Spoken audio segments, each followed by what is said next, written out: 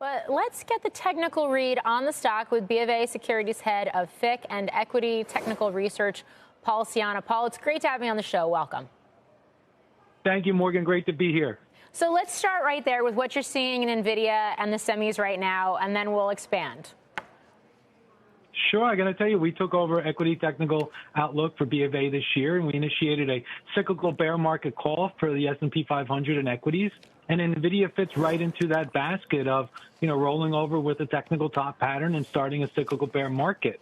I think what's interesting is, of all the cyclical bear markets for NVIDIA, except 2008, every decline was more than 50% in the stock price, and we're not there yet. So what does that tell us then about where we move from here? Because I feel like it's as go the semis, and particularly NVIDIA, which has been so oversized in this market, so goes the broader market. What are the warning signs then? Well, I think one way to think about NVIDIA is recall back in May 2024, all the hype and all the mania around semiconductors and NVIDIA being the next best thing since sliced bread. And it announced a 10-for-1 stock split when it was trading at about $950 a share.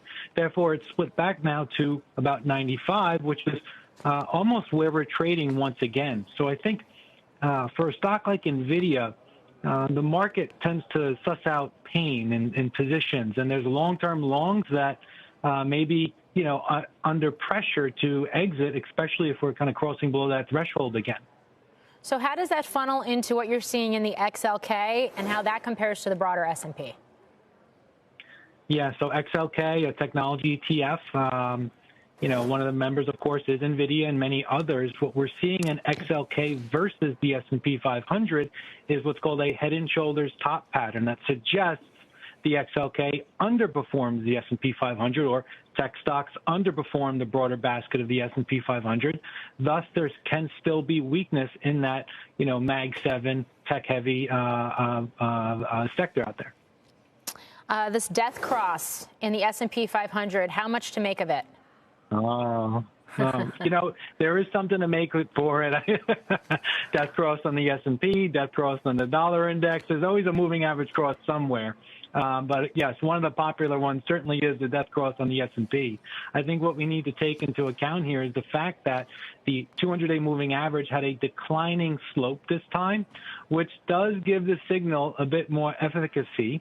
Given, the long-term history, it does suggest that the next 20 or so trading days can be weaker and statistically relevant, weaker before the S&P 500 can actually find some sort of bottom. Now, I think that's interesting because we went back and did a study of a number of the different flash crashes and sharp declines.